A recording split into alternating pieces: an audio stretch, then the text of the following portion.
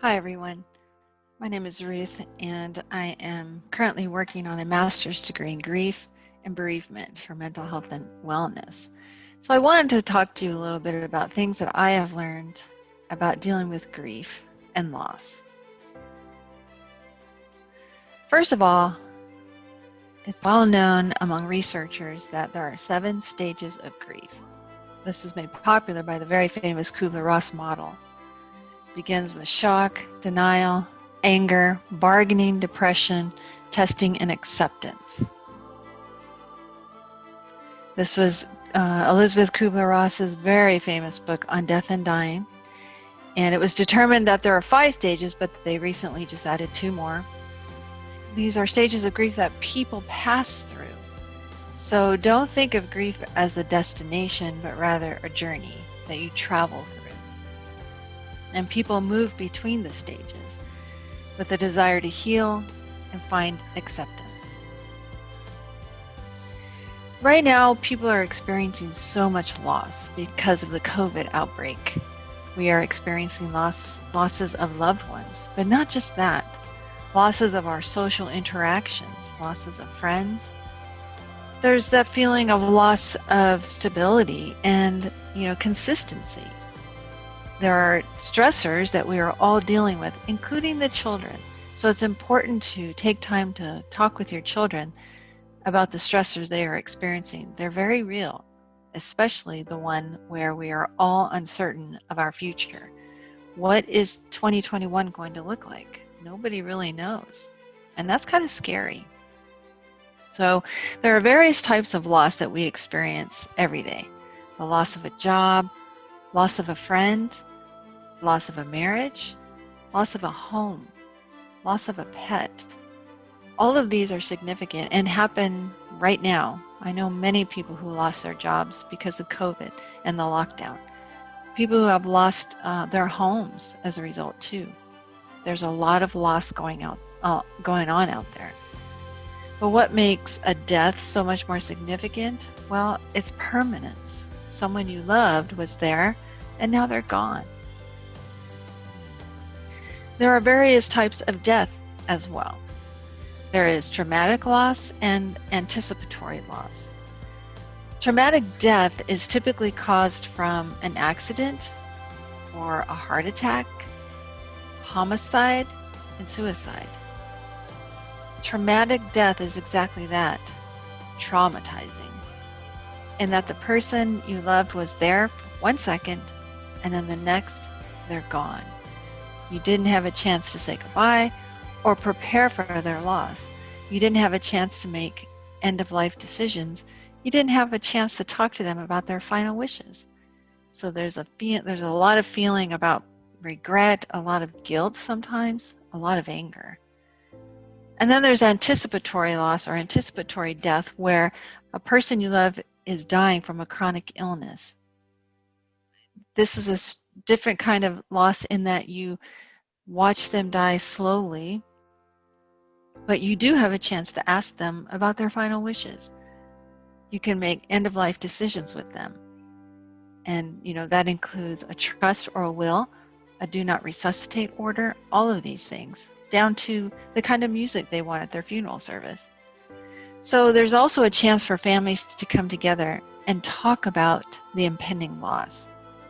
It's a good time to ask questions of each other, especially your children. Think about the relationship that your child has with the one who is dying.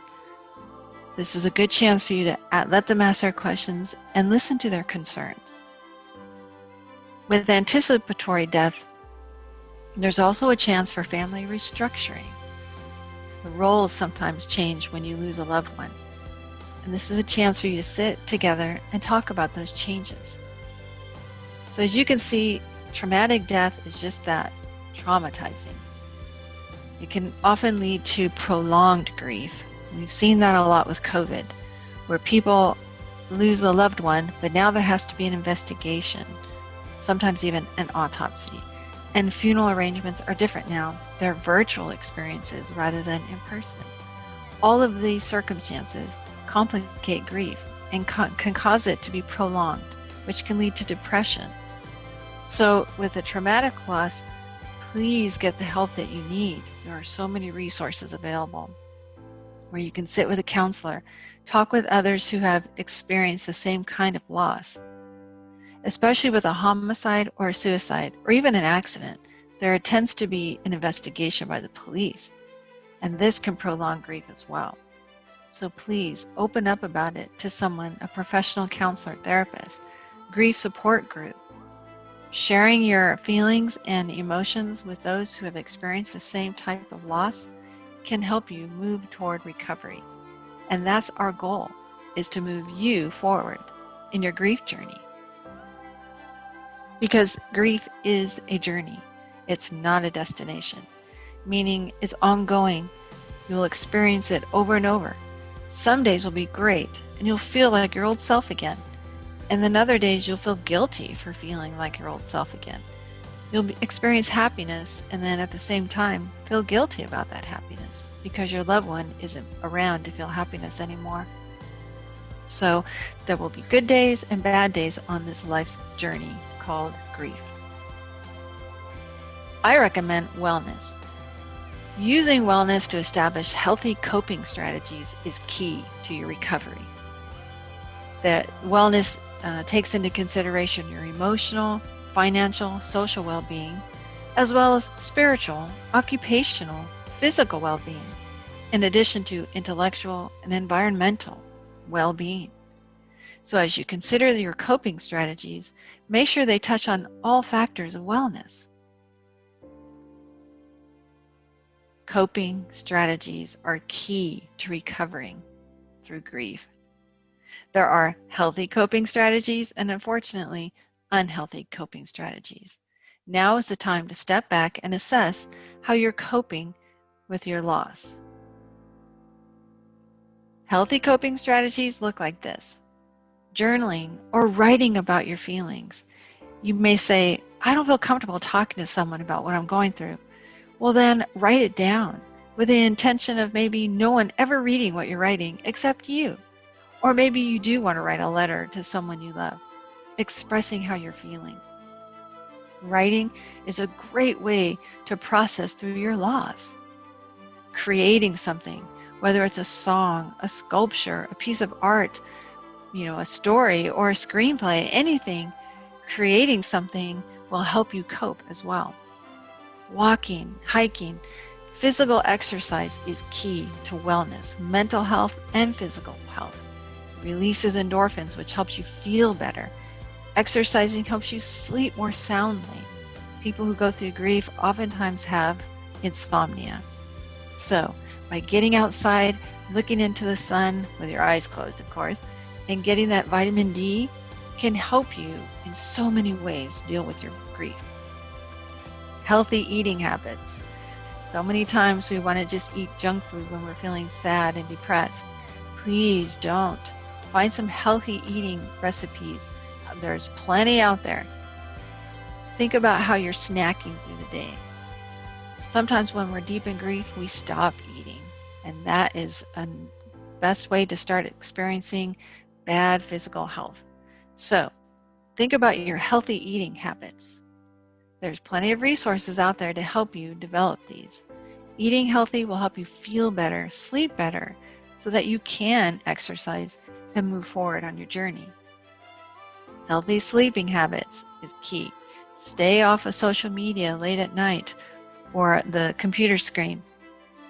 Think of relaxation techniques, deep breathing exercises while you lay in bed. Read a good book. Listen to music or white noise sound like rain and thunder, the ocean. Anything to help you fall asleep will help you in your grief journey. Prayer and meditation. When I went through significant loss a few years ago, I found it difficult to pray, but I just would open my Bible and just read Bible verses, and that would help me get back into my prayer life again. If you're not into prayer, think about meditation techniques. Stretching and yoga is key. Any type of deep breathing exercise will help you feel better.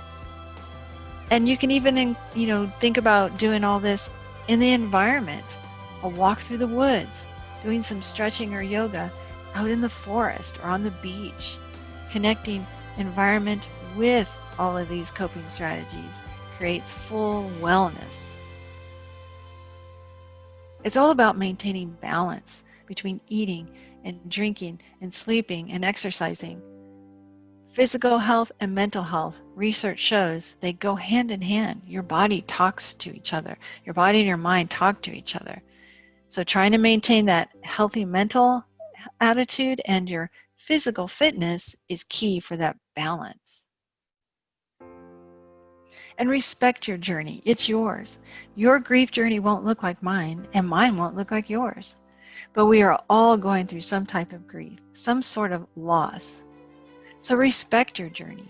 But remember, it's not a sprint, it's a marathon. And there will be highs and there will be lows.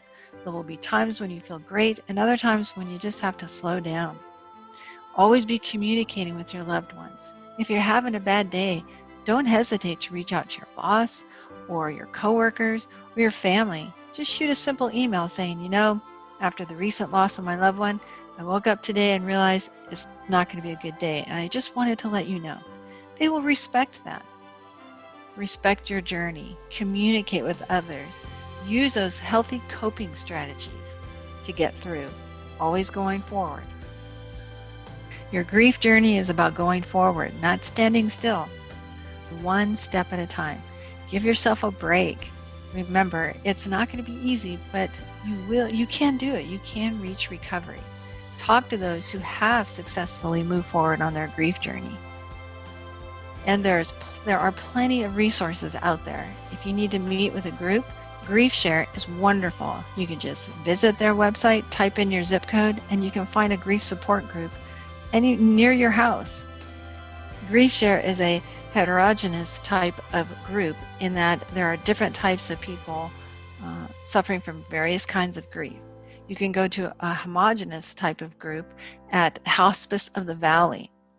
They have groups where if you're dealing with the loss of a child or a loss of a parent, they have specific groups that you can go to where everybody in attendance is dealing with the same kind of loss. So you can find the one that best appeals to you and your need. And there are other types of resources out there in your state. You can just do a search on Google and find grief resources in your area that will meet your needs. It's always about going forward, not standing still. So take a moment and reflect on the type of loss you're going through. Did you recently lose your job, your home, a loved one, a pet?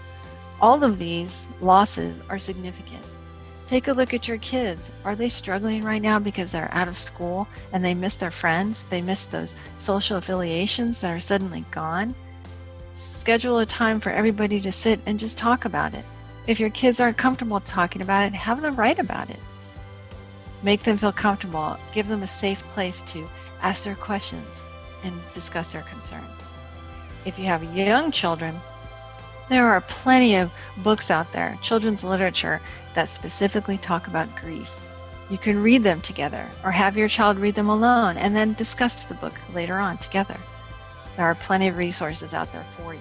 Please don't think you have to go through this alone. You don't. So I hope that this brief video has helped you consider the various types of grief, loss, and death, and assess where you're at on your grief journey. What stage are you in and why? And give yourself a break. It's okay to be feeling what you're feeling. Nobody expects you to be over your grief in 6 months, 5 months, or whatever. It's your grief journey. Respect it. And just know your journey isn't going to look like someone else's, and that's okay.